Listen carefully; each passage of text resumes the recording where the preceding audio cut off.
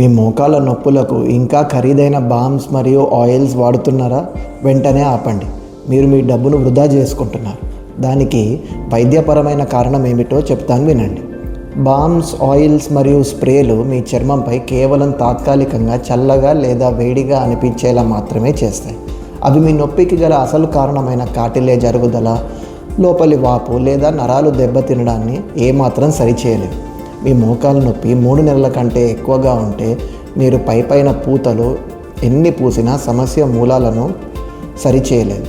ఒక interventional pain స్పెషలిస్ట్గా నేను surgery అవసరం లేకుండానే image guided treatments, nerve blocks మరియు రీజనరేటివ్ థెరపీస్ ద్వారా అసలు సమస్యను నయం చేస్తాను.